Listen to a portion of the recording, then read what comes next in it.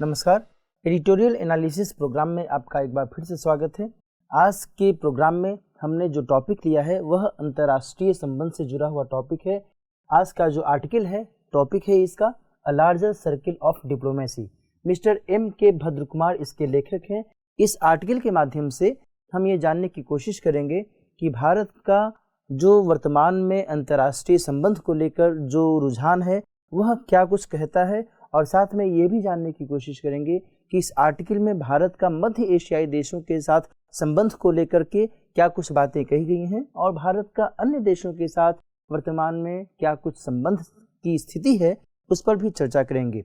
इस आर्टिकल में यदि हम टोटलिटी में बात करें तो टोटलिटी में इसमें ये बताने की कोशिश की गई है कि भारत का मध्य एशियाई देशों के साथ जो संबंध है और साथ ही रूस, चीन के साथ भारत के जो संबंध हैं, भारत की जो वर्तमान में विदेश नीति है और भारत की जो एक गुटनिरपेक्षता के संदर्भ में जो उसका रुझान है, जो उसका मंतव्य है, उसमें क्या कुछ बदलाव लाने की आवश्यकता है और वर्तमान की जो परिस्थितियां हैं इसके अकॉर्डिंग और क्या कुछ किए जाने की ज़रूरत है।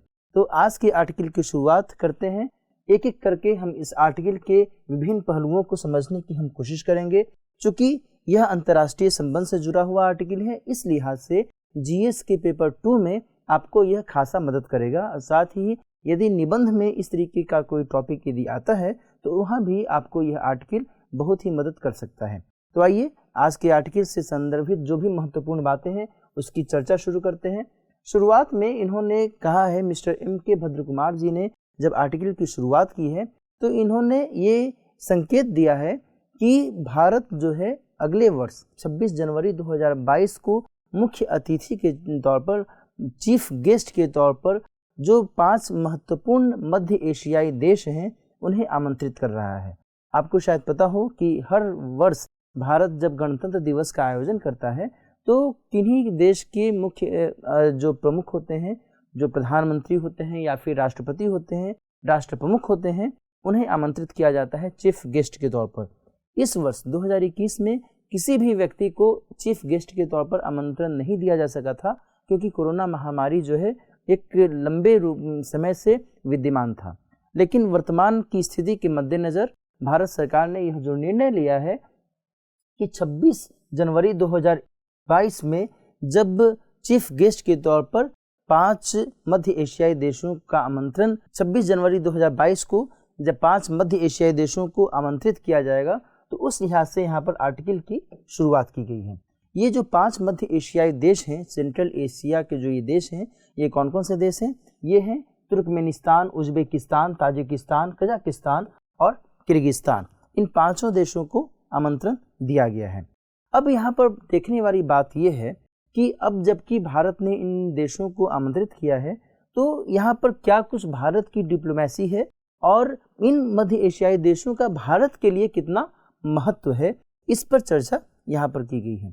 चूँकि आपको पता है कि बीते अगस्त महीने में जब अफगानिस्तान में तालिबान का दबदबा बढ़ गया, इन परिस्थितियों में मध्य एशियाई देशों की जो भूमिका है वह भूमिका बहुत ही स्पष्ट हो रही है, बहुत ही महत्वपूर्ण होती जा रही है, क्योंकि मध्य एशियाई देशों के साथ में ही जो नज़दीकी है अफगानिस्तान की वह बहुत ही महत्वपूर्ण है। और ऐसे में भारत जब मध्य एशियाई देशों के साथ नज़दीकी संबंध भी स्थापित करेगा तो ऐसे में देखना होगा कि तालिबान का अफगानिस्तान में जो दबदबा है और अफगानिस्तान में भारत की जो पहले से एक उपस्थिति रही है उसमें क्या कुछ अंतर आने की संभावनाएं बनती हैं। तो आगे हम बात करें, आगे इसमें ये भी कहा गया है कि जिस हिसाब से भारत ने इन मध्य एशियाई देशों के साथ जो संबंध हैं वो संबंध स्थापित किए हैं। यहाँ पर ये बताने की कोशिश की गई है कि मध्य एशियाई देश और अफगानिस्तान, इनके जो है कुछ आर्थिक पहलू हैं, क्योंकि आर्थिक संपदा के दृष्टिकोण से यदि बात की जाए तो ये जो देश हैं ये आर्थिक संपदा में संपन्न देश है ना, आर्थिक रूप से संपन्न देश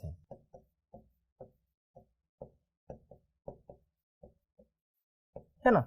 ऐसी स्थिति में भारत को यहाँ पर यदि सहयोग मिलता है, भारत का सहयोग ये देश करते हैं तो उससे जो स्थितियाँ हैं, परिस्थितियाँ हैं वो बदल सकती हैं। अच्छा, एक बात और यहाँ पर मैं आपको बता दूं कि आर्थिक के साथ साथ यहाँ पर कुछ जियोपॉलिटिकल यानी कि भू राजनैतिक गतिविधियां भी इस दृष्टिकोण से समझने की कोशिश करनी होगी। यहाँ पर आपको ये मैं बता दूं कि एक तरफ भू राजनैतिक दृष्टिकोण की बात की जाए तो है क्या कि एक तरफ भारत है, एक तरफ मध्य एशियाई देश हैं,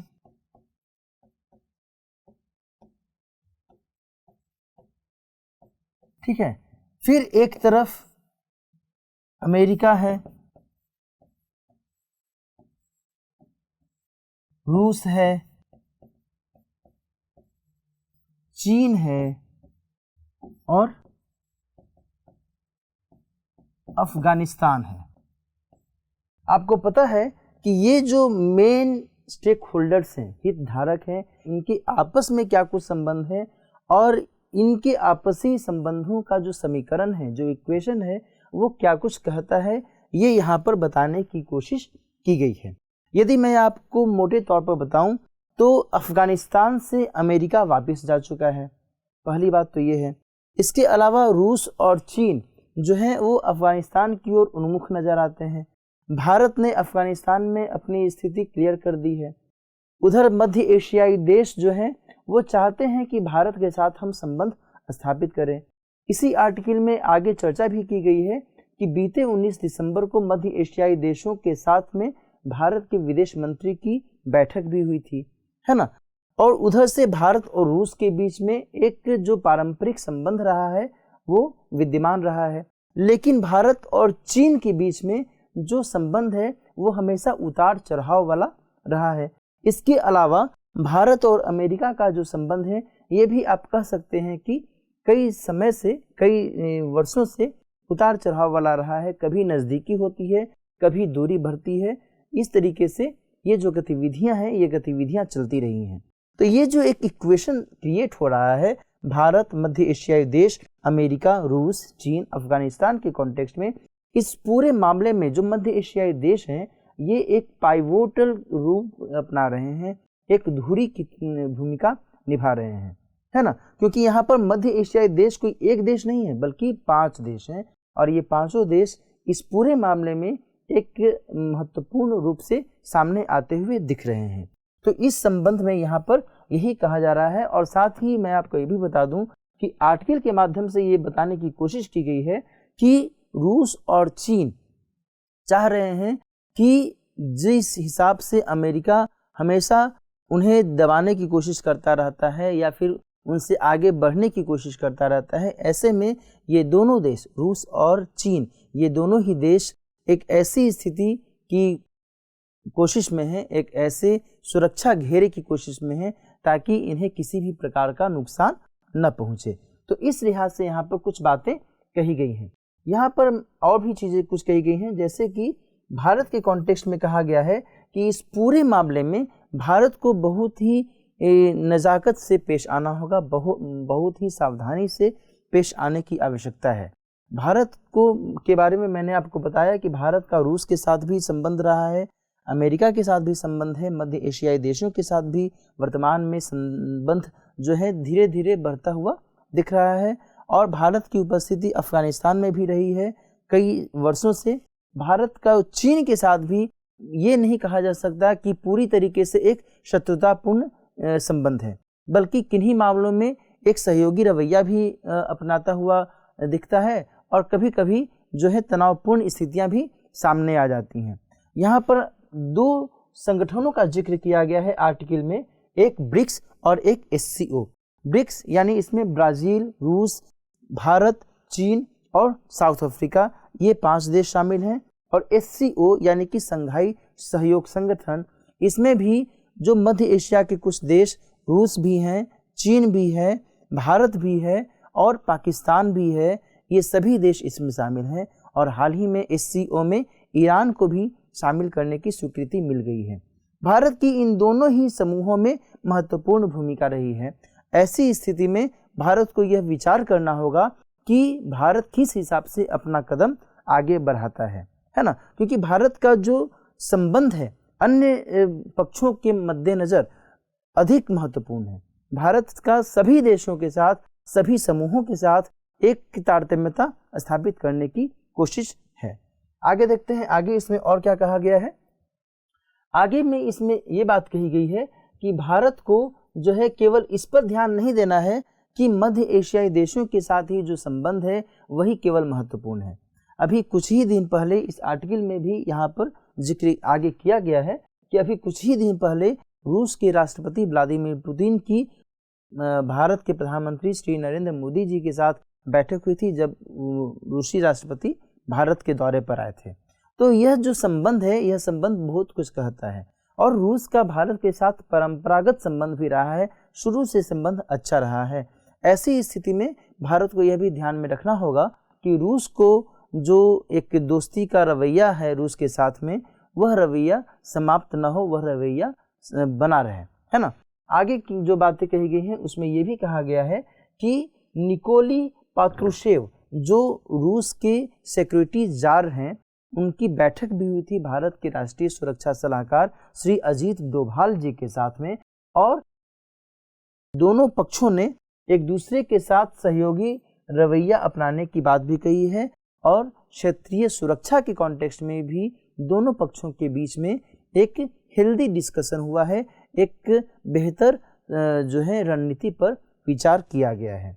आगे इसमें और क्या कहा गया है, आगे इसमें यह भी कहा गया है कि भारत और रूस के बीच में जो एक म्यूचुअल अंडरस्टैंडिंग है, जो एक समन्वयात्मक समझ है, जो एक सहयोगी समझ है, उसे बरकरार रखने की आवश्यकता है। इसके साथ साथ में ये भी कहा गया है कि सेंट्रल एशिया और अफगानिस्तान जो है वो कहीं न कहीं एक भू आबद्ध क्षेत्र विकसित करते हैं। ऐसी स्थिति में भारत यदि अफगानिस्तान में अपनी जो पहुंच है, अपनी पहुंच को बनाए रखना चाहता है, अफगानिस्तान के साथ जो उसकी दोस्ती पहले से थी, तालिबान के हमले के पहले से जो उसकी दोस्ती थी अफगानिस्तान के साथ, और उसने अफगानिस्तान में जो बहुत बड़ा निवेश किया था शुरू से लेकर के, तो वहाँ पर उस मायने में यदि अपनी उपस्थिति बनाए रखना चाहता है तो यह ज़रूरी है भारत के लिए कि वह मध्य एशियाई देशों के साथ संबंध को प्रगाढ़ करे। और यह तभी हो सकता है, मध्य एशियाई देशों के साथ जो संबंध है वह तभी प्रगाढ़ हो सकता है जबकि भारत का रूस और चीन के साथ जो संबंध है वह तारतम्यता के साथ आगे बढ़े, इसमें किसी भी प्रकार के खींचतान की गुंजाइश न हो। तो यहाँ पर इसी संदर्भ में बात की गई है कि ये दोनों ही जो देश हैं, रूस और चीन, यहाँ पर मुख्य भूमिका निभाते हुए दिख रहे हैं। यदि भारत को अफगानिस्तान में अपनी पहुंच मजबूत करनी है तो इन देशों के साथ भी भारत को जो है एक संतुलनकारी रवैया अपनाने की आवश्यकता जान पड़ती है। आगे हम बात करते हैं, आगे इसमें क्या कहा गया है। यहाँ पर वही बात कही गई है जो मैंने अभी कहा भी कि भारत का जो है डायरेक्ट इस क्षेत्र में मध्य एशियाई देशों के साथ जो संबंध है उसे लेकर, और या फिर कह सकते हैं कि अफगानिस्तान के साथ में डायरेक्ट जो है पहुंच नहीं हो सकती है। इसके लिए भारत को मध्य एशियाई देशों के साथ जो संबंध है उसे प्रगाढ़ करने की आवश्यकता है। और इसके अलावा जो रूस और चीन है, इन दोनों की जो भूमिका है, इन दोनों की भूमिका निसंदेह जाहिर हो रही है। आगे इसमें और क्या कहा गया है कि भारत को चाहिए कि तापी और IPI, यानी कि तापी का मतलब हुआ तुर्कमेनिस्तान,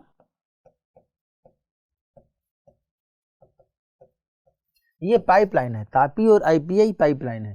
तापी का फुल फॉर्म मैं यहाँ पर बता देता हूँ, T for Turkmenistan, A for Afghanistan,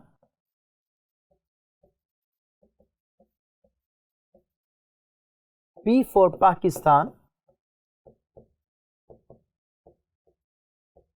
और I फॉर इंडिया।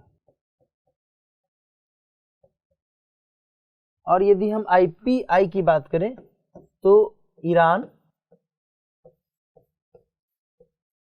पाकिस्तान और इंडिया।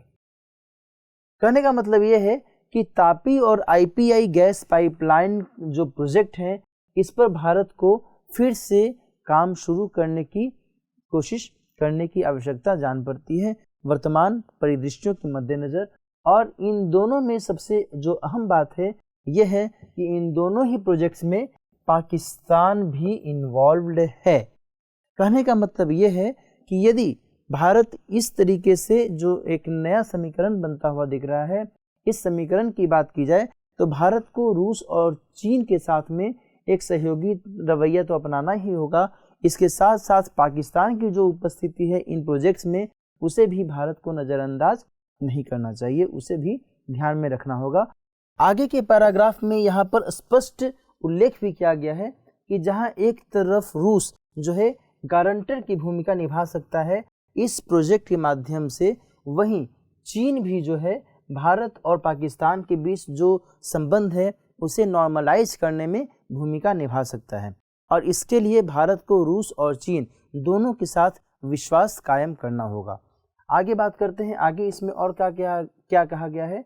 आगे इसमें यह भी कहा गया है कि यदि भारत चाहे तो वो 600 किलोमीटर के रेलवे लाइन प्रोजेक्ट को, जो कि अफगानिस्तान में घुरियान से शुरू होकर करके और पूरे उत्तरी अफगानिस्तान तक वो जाता है, उस पर भी भारत काम कर सकता है। यहाँ पर इस चीज़ का उल्लेख किया गया है ना। आगे इसमें और क्या बातें कही गई हैं, इस पर चर्चा करते हैं। आगे यहाँ पर इस बात पर संकेत किया गया है कि भारत को मध्य एशियाई देशों के साथ जो संबंध है उसमें क्या कुछ और किए जाने की आवश्यकता है, और साथ ही मध्य एशियाई देशों को विश्वास दिलाने की ज़रूरत है कि इस क्षेत्र में भारत के जो वर्तमान में हित हैं वह जियोपॉलिटिकल कंसीडरेशंस के कारण है ना। भू राजनैतिक स्थितियों के मद्देनज़र भारत जो है वर्तमान में इन देशों के साथ संबंध प्रगाढ़ कर रहा है, न कि केवल पाकिस्तान के साथ जो तनावपूर्ण माहौल रहा है उसको मद्देनजर रखते हुए। तो भारत यहाँ पर कुल मिलाकर करके यह दर्शाने की कोशिश करे, यह बताने की कोशिश करे कि भारत जो है भू राजनैतिक परिदृश्य के मद्देनज़र मध्य एशियाई देशों के साथ जो वर्तमान में संबंध बढ़ाने की कवायद है, इस हिसाब से वो आगे बढ़ रहा है। आगे इसमें और क्या कहा गया है, आगे इसमें ये कहा गया है कि हाल में जो बैठक हुई है भारत और मध्य एशियाई देशों के बीच में, वह बहुत ही महत्वपूर्ण है। और इस दृष्टिकोण से ये भी उल्लेख किया गया है कि भारत के विदेश मंत्री श्री एस जयशंकर जी ने 4 सी की एक परिकल्पना की है। ये 4 सी क्या है? 4 सी की परिकल्पना की है। ये 4 सी क्या है? कॉमर्स यानी कि वाणिज्य,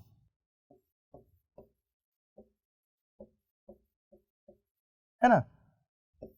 दूसरा क्या है? कैपेसिटी बिल्डिंग, क्षमता निर्माण। तीसरा क्या है? कनेक्टिविटी यानी संपर्क। और चौथा क्या है? कॉन्टैक्ट, है ना।